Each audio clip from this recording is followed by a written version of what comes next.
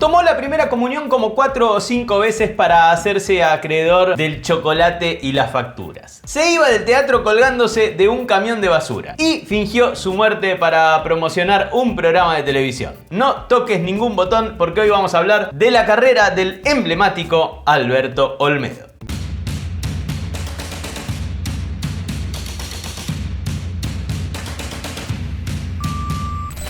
Hola gente, ¿qué tal? ¿Cómo les va? Les doy la bienvenida a un nuevo Perdón Centennials. Hoy vamos a hablar de una figura icónica de la cultura popular argentina. Un actor intuitivo que hizo su carrera más que nada en televisión, pero que tuvo mucho éxito también en el cine y en el teatro. El único e inigualable Alberto Olmedo. ¡Ay, chicos, qué alegría! ¡La pasé la prueba! ¡Me tocó! ¿Pasaste la prueba?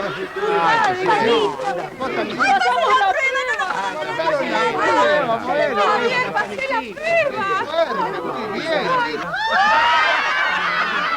¡Que pasen los hombres!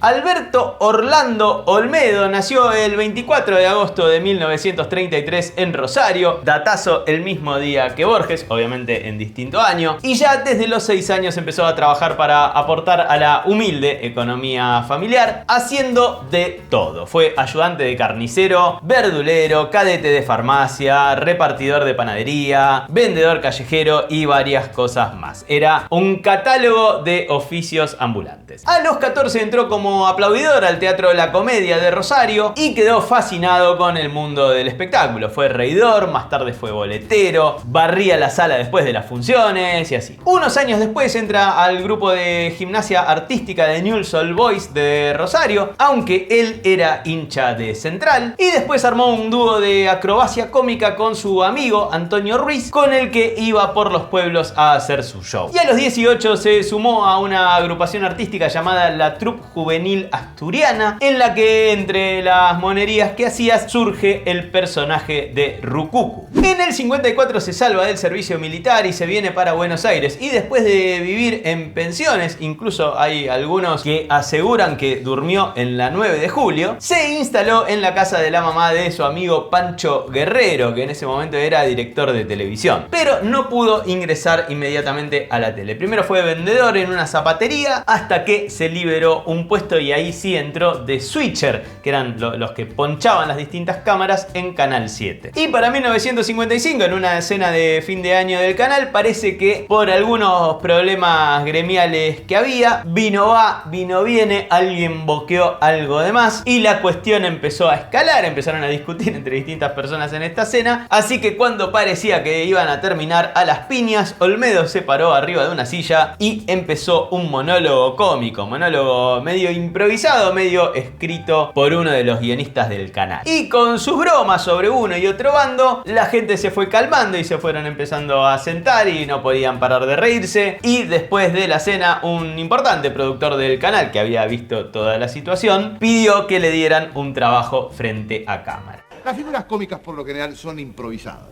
No me digas. Sí, son gente que, para decirlo en un término que me lo entiende, son burros. Claro.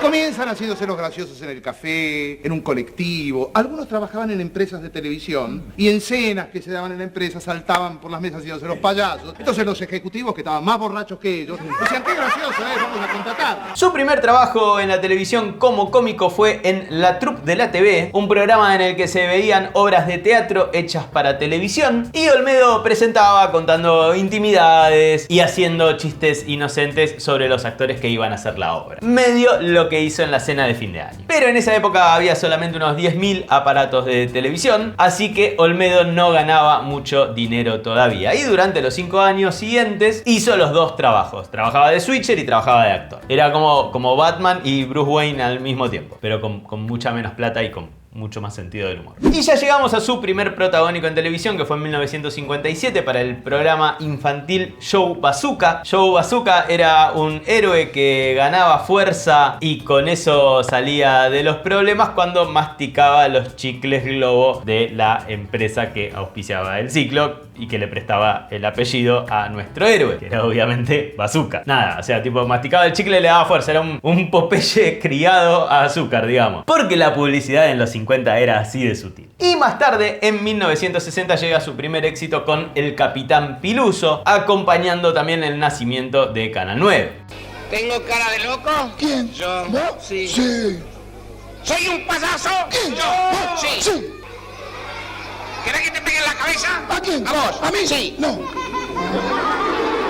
Piluso era al principio una sección apuntada a los niños de solamente 3 minutos y presentaban dibujos animados. Pero por el éxito que tuvo, al mes pasó a ser un programa entero de 1 hora que no solamente divertía a los más pequeños, sino que además generaba fascinación en los adultos. Olmedo no estaba solo acá, sino que lo acompañaba Coquito, que era Humberto Ortiz, que además era el escritor del programa. Y ellos eran básicamente dos payasos. Piluso era por lo general el cara blanca, el listo, digamos, o la autoridad, y Coquito era el Augusto, el cómico o el tontón. Y hacían una especie como de circo televisado que además tenía una tribuna llena de niños. Y el Capitán Piluso desafiaba al mal sin armas o a lo sumo con una gomera, que después durante la dictadura se la censuraron. Y era una especie de héroe que se situaba lejos de la perfección. Era medio casi caprichoso, muchas veces trataba de sacar ventaja, algo así como un chapulín colorado pero sin disfraz y criollo. Y algo muy importante, a los chicos los trataba como iguales y los hacía cómplices de sus locuras. Incluso cuentan que una vez les enseñó a desarmar un teléfono y esto provocó un desmadre terrible porque al día siguiente obviamente un montón de chicos habían roto los teléfonos de sus casas. Otro momento épico del programa del Capitán Piluso fue cuando hicieron la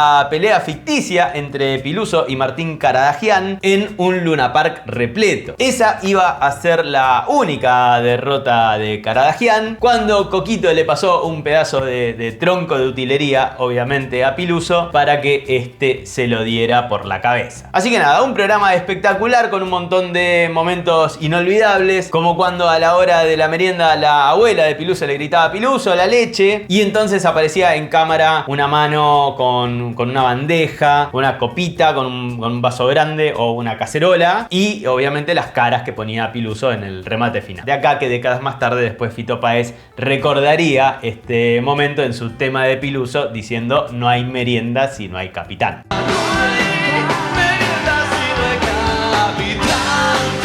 Además del programa de televisión, Piluso y Coquito tuvieron su película en 1963 en la que tenían que enfrentar a un malvado dueño de un castillo que se apoderaba de tierras ajenas. Bueno, nada, Piluso fue un éxito total, además sacaron discos, shows en vivo, una revista, merchandising. Mirá cómo será que incluso el gorro que usaba Olmedo hoy se sigue llamando Piluso. Y este formato lo hicieron unos cuantos años y en diferentes canales hasta que tras la muerte de Coquito en el 82, Olmedo declaró que ya no volvería a hacer al Capitán Piluso porque la verdad es que eran un binomio inseparable y no podían existir el uno sin el otro. ¿No les dije? Entre comida y comida, come algo.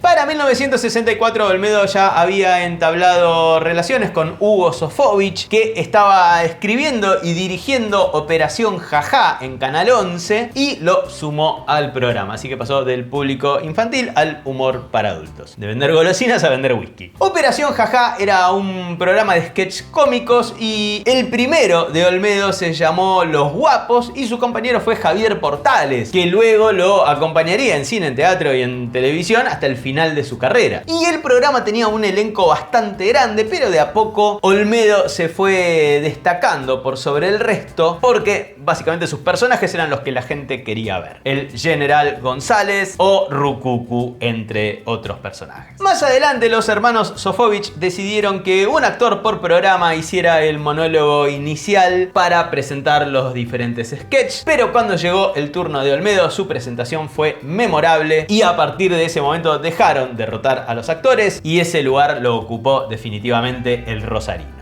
y se convirtió después en el actor mejor pago del elenco y en un momento incluso llegó a ganar lo mismo que Gerardo Sofovich. Más adelante hace domingos de teatro cómico en donde también presentaba y a principios de la década del 70 recibe una oferta irresistible para pasar a Canal 13, convirtiéndose en el actor mejor pagado de la televisión. Ahí, entre otras cosas, hace dupla con Jorge Porcel en Fresco y Batata y va a tener un programa del que vamos a hablar en un rato llamado El Chupete. Como un segundo costado dentro del video, porque hasta este momento era todo televisión, pero a partir de los primeros años de la década del 70 la carrera de Olmedo se diversifica y conquista todos los territorios posibles. Triunfa en la tele, como ya venía haciéndolo, triunfa en teatro y triunfa también en cine. ¿Conoces alguna buena inmobiliaria? ¿Más que inmobiliaria? Las inmobiliarias están hechas para los giles. Mi departamento se lo alquilé a una inmobiliaria. ¿Viste? En el 73 se estrena la primera de decenas de películas que después va a hacer con Jorge Porcel, llamada Los Caballeros de la Cama Redonda, que ya con ese título te das cuenta que Hamlet no van a ser. Pasá, chiche, pasá,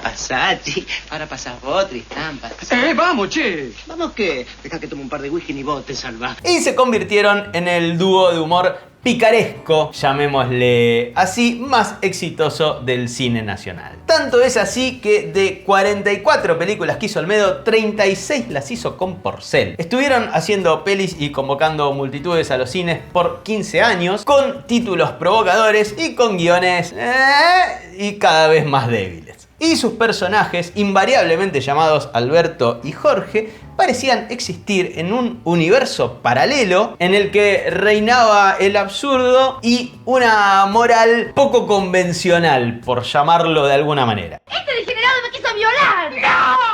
¡Violar! ¡Qué palabra horrible! Y los fundamentos morales que te enseñé, las cosas que te enseñaba. Pero Alberto, si vos me matas. Alberto, no, perdónanos. Y ahora, para olvidar este mal momento, vamos a cantar.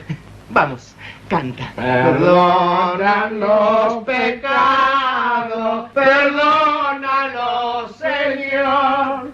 Si me precisas, después vuelvo, ¿no? ¡No! Los argumentos de estas pelis no eran, la verdad, demasiado complejos. Por lo general eran dos tipos de unos 40 años, que era la edad que tenían, que básicamente querían ponerla a cualquier costo. Cuando decimos a cualquier costo, es posta a cualquier costo. Los personajes no tenían demasiados límites morales de ningún tipo y claramente son pelis que hoy no resistirían ni 10 minutos en pantalla. Pero además de tener argumentos similares, el elenco también estaba conformado medio por la misma gente en todas las películas. Como las películas de Adam Sandler, pero en los 70 y en Argentina. En general estaban Javier Portales, Adolfo García Grau, Tristán, Gogoyet el Rojo, María Rosa Fugazot, Betiana Blum y ocasionalmente también aparecían Moria y Susana, pero que cuando estaban ellas sus personajes eran un poquito más importantes y estaban como a la par de Olmedo y Porcel. Te acostás con varios tipos, tenés un buen papel, tenés que estar muy contenta, ¿no? Sí, estoy muy feliz. Sobre todo mi familia, cuando ve la película va a estar muy contenta. Y todo gracias a Jorgito, que me consiguió el papelito. ¿No es cierto, Jorge? Sí, parte del mérito es mío. Las pelis igual fueron cambiando un poco a lo largo de los años. Al principio eran comedias de enredos en las que ellos, mediante engaños y mediante artimañas, intentaban practicar el deporte más viejo del mundo con mujeres de escasos atuendos, pero al final siempre todo salía mal y eran descubiertos y perdían. Después pasan a hacer otras con personajes un poco más complejos, como por ejemplo en Las Mujeres son cosa de guapos, que es una peli que transcurre en 1930 y hay rosca política y hay chistes sobre fraude electoral. O sea que hasta el candidato de ellos votó por nosotros. ¡Imbéciles! Impugnaron los comicios por fraude. No digas esa maldita palabra en este templo de la democracia. Hay mafiosos, todo obviamente igual desde un punto de vista sumamente humorístico. Todos los que sean guapos que den un paso al frente. Vamos, Jacintos. Hay cualquier cantidad. O sea, seguía siendo comedia picaresca, seguían las chicas con exiguas vestimentas, pero teniendo en cuenta el contexto de dictadura militar, era bastante jugado para la época. Y acá, en esta parte, sus personajes ya no intentaban solamente ponerla, o sea, seguían intentando ponerla, pero también tenían sentimientos y tenían objetivos más diversos. Entonces, ¿están enamoradas de nosotros? Sí.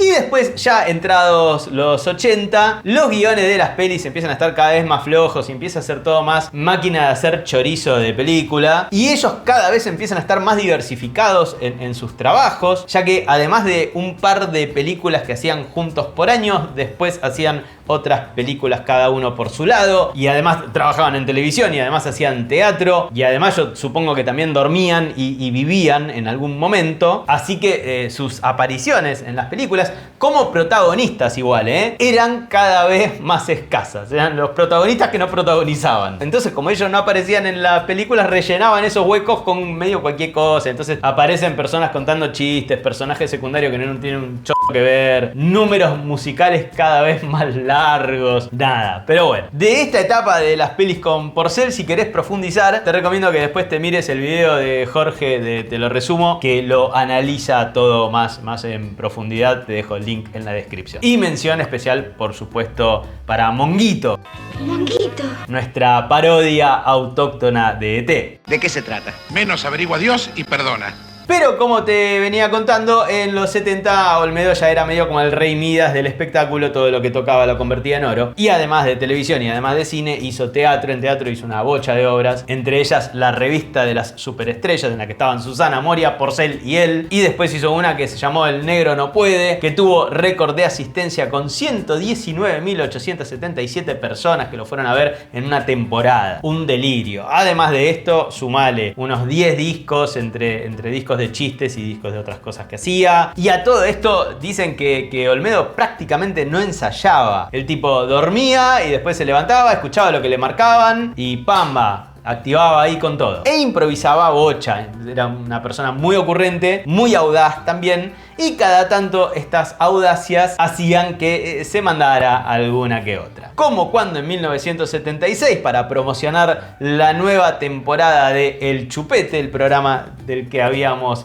estado hablando antes en Canal 13, se le ocurrió una jodita. El primer programa arrancó con el locutor anunciando la lamentable desaparición física de Alberto Olmedo, con todo el elenco consternado y demás. Joda que duró un minuto. Al minuto Olmedo entró al estudio corriendo agitado y diciendo algo como si yo te dijera: se la creyeron, ¿cómo son? No se puede llegar un minuto tarde. Bueno, cuestión que el público pensó que Olmedo se había muerto de verdad, y fue tal la conmoción que generó que la gente apagó la tele y se generó un despiole tremendo. Y los militares recién llegados a la intervención del canal decidieron echar a todos, incluyéndolo a él, que tuvo que salir a pedir disculpas, pero igual las disculpas no alcanzaron y estuvo un par de años afuera de las pantallas. Tuvo que recurrir nuevamente a Piluso, aunque le hicieron sacar el traje de marinero y la gomera, y finalmente volvió en 1978 con Olmedo 78 y al año siguiente con, adivinaste, en un arrebato de originalidad sin precedentes, Olmedo 79. Y después ya en el 80 va a ser Alberto y Susana con, obviamente, Susana Jiménez. No sé por qué, pero usted me parece que es media mazorquera.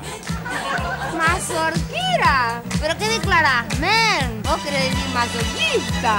Y finalmente llega su último y más rotundo éxito, que es No toca botón, en el 81 por Canal 11, con el que estuvo 7 años en pantalla y que podríamos decir que fue su cumbre televisiva. Tenía libro y dirección de Hugo Sofovich, estaban Javier Portales, Adriana Broski, César Beltrán, Susana Romero, Divina Gloria, Silvia Pérez, Beatriz Salomón y Adrián Facha Martel, entre muchos otros. El nombre No toca botón se refería a que la gente no tocara el botón del control remoto para cambiar de canal, que no hicieran zapping, y para conseguir eso Olmedo profundizó en ese lenguaje con el que se había iniciado en la pantalla, que era mostrar los hilos de la TV, mostrar la precariedad, mostrar el estudio, mostrar las cámaras, mostrar el detrás de cámara y mostrar también las falencias que, por supuesto, él transformaba en virtudes, pero las mostraba igual: el caerse, el golpearse, el olvidarse la letra y tentarse. Toma, acá tenés el arroz.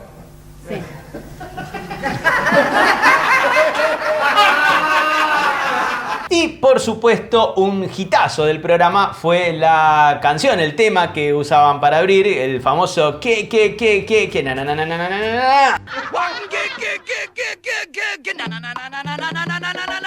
que es la canción Atención Mesdames et Messieurs de Michel Fugain. Que, paréntesis, yo no sé si es el videoclip original, creo que no, creo que es una presentación en un programa, pero el que anda dando vueltas en YouTube es una flayada muy linda. Attention, mesdames et messieurs, dans un instant, on va commencer. Bueno, el programa tuvo su auge durante la caída del periodo militar en Argentina, que provocó una suerte de destape, digamos, y se intensificó la exhibición de cuerpos semidesnudos femeninos tras años dramáticos y de censura. Y en esta época, además de la creación de algunos personajes arquetípicos argentinos, como el personaje de Pérez, que busca ascender a cualquier costo. Bueno, me da pena tirar, no, yo no quiero tirar cosas que le hagan falta a las personas. No tires nada, Pérez. No tires. Perdón que lo tuteé. No, usted es el Pero cada gerente. día es más grande el afecto que le tengo. No. Si lo vamos a hacer bien, ¿eh? No. También jugaba mucho con la improvisación y a veces llegaba a exponerse al límite. La verdad es que tengo calor. ¿Por qué no se desnuda? ¿Por qué no me desnudo? ¿Usted cree que a mí me va a asustar? Yo no lo quiero asustar de ninguna manera.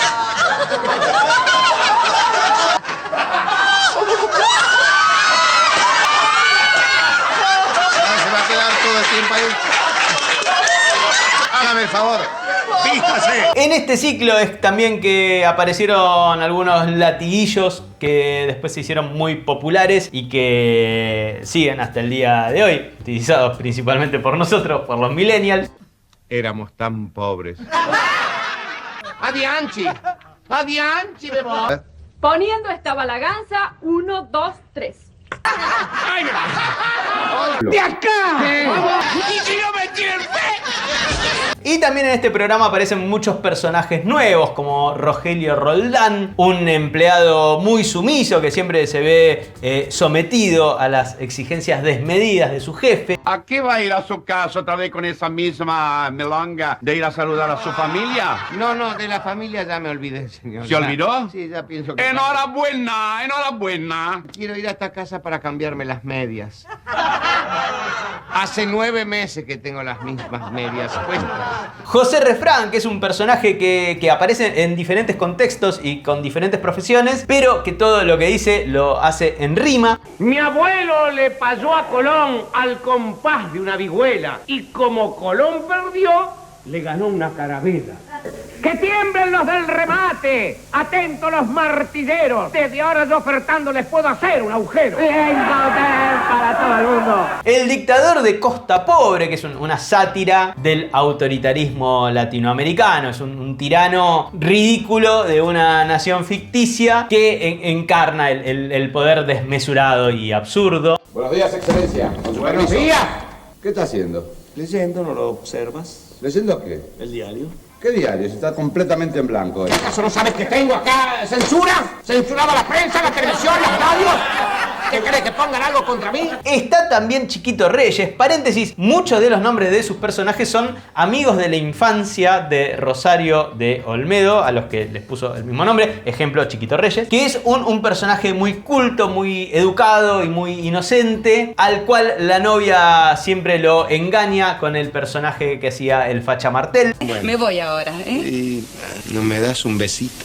Sí, cómo no te voy a dar un beso. Bueno, pero cerrá los ojos. Qué vergonzosa sos. Sí.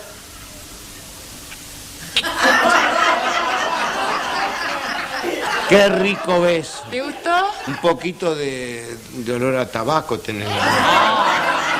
Pero chiquito. Pero ahora no me olvido más de este beso. El analista, que es un psicoanalista al borde de la demencia, que siempre está tratando de seducir a sus pacientes mujeres. ¿Qué pasó? ¿Un sueño? Otra que erótico. No sé ¿Malo? cómo llamarlo. ¿Fuerte? Súper erótico, doctor. Ya vengo. ¡No, venga! ¡Ya se va! Y seguramente me esté olvidando de algún otro personaje en el camino, pero de todos los sketches que hacía, los más importantes eran sin dudas dos: Borges y Álvarez y El Mano Santa. Borges y Álvarez fue un sketch que tuvo un antecesor que se llamó Grotowski y Stanislavski, sketch que hacía en el programa de Alberto y Susana, el que contamos antes. El partener era el mismo, era Javier Portales, y se trataba de dos actores frustrados con pretensiones artísticas que despreciaban la televisión y el cine comercial, pero que hacia el final siempre aparecía un productor que les daba algún rol menor y siempre de algo que claramente era muy comercial y ligado al puro entretenimiento y nada más. Y ellos, por supuesto, accedían de inmediato y desesperadamente. Pero con el circo nada que ver. Nada ¿no? que ver con la cosa fácil. Ni payasesca, ni la cosa esa de absurda. la televisión, No, del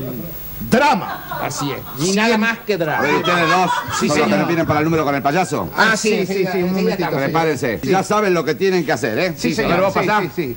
Muy bien. ¡Dale!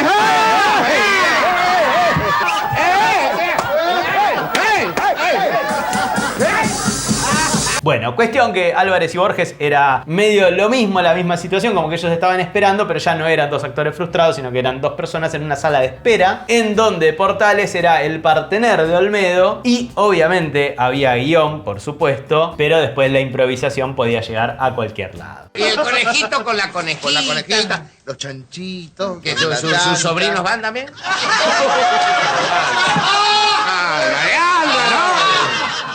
No se ponga así, Álvaro. Basta, Alberto. Le pido, por favor. Cómo está aflojando el tono. No me gusta. Este personaje fue tan importante que en 2011 se inauguró una estatua en la ciudad de Buenos Aires en la que Olmedo está junto a Javier Portales en sus roles de Borges y Álvarez sentados en el sillón. Y El Mano Santa apareció por primera vez en 1986, es decir, hacia el final del ciclo, pero su éxito fue tal que en 1987 El Mano Santa era la mitad del programa y en junio de ese mismo año se estrenó la película.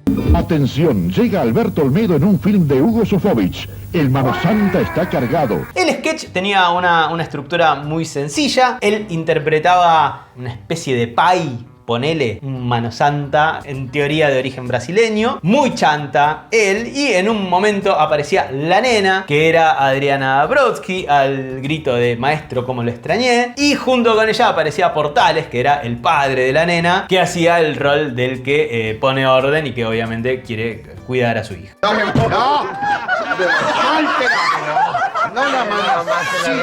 ¿Qué mamá? ¿Qué dice? Tiene un aire al sketch de la nena de Pone Franchella, sí, obviamente es medio la misma estructura. Con reacciones diferentes del personaje, por supuesto, eso sí. El Mano Santa siempre está excitado por la nena, cuando ella entra siempre le cuenta alguna desventura con algún hombre y entonces él le dice que está muy cargada y hace como una cosa así, como que le saca, no sé qué, del cuerpo y medio la toquetea, siempre con primeros planos cómplices de Olmedo.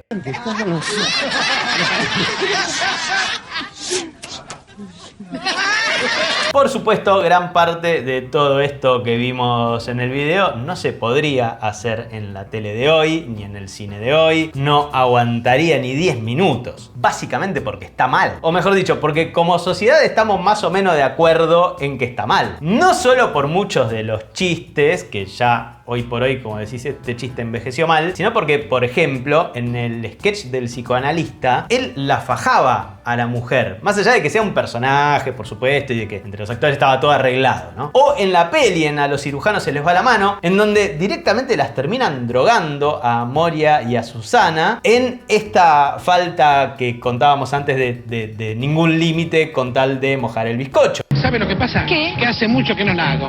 ¿Por qué no practicamos entre nosotros? ¿Pero qué dice, pesado? Dame la boca que te cuento los dientes. ¿Qué dice? Y entonces acá podríamos debatir sobre, bueno, sí, pero en ese momento, y sí, pero igual en ese momento drogar a alguien ya estaba mal. Y, pero no es Olmedo, es su personaje. Bueno, sí, pero su personaje igual hace una cosa que... y demás. Lo que sí creo que podemos sacar como pequeña conclusión de todo esto es que lo que sí se nota es que por suerte cambiamos y que lo que antes nos sacaba carcajadas ahora nos genera incomodidad, nos parece que está mal. Y eso no significa que hayamos perdido el sentido del humor, sino que ganamos empatía. Lamentablemente, en el verano de 1988 y estando en la cúspide de su carrera, Olmedo cae desde el piso 11 de su departamento marplatense en el edificio Maral 39, ahí sobre la avenida Peralta Ramos, quedando en el imaginario popular argentino como uno de los más grandes capocómicos de la historia de nuestro país. Y unos metros más adelante de ese lugar, de ese edificio, hoy hay una estatua que lo conmemora, en la que parece estar con esa sonrisa cómplice, como si todo esto fuera simplemente una de sus tantas bromas y en cualquier momento él fuera a aparecer preguntando si no se puede llegar tarde. Y así se va entonces este Perdón Centennials dedicado a Alberto Olmedo. Espero que les haya gustado. Si todavía no le hiciste, suscríbete al canal y si tenés 2 minutitos más, mira alguno de los 2 videos que vienen a ver al final. Los quiero un montón, gente. Nos vemos la próxima.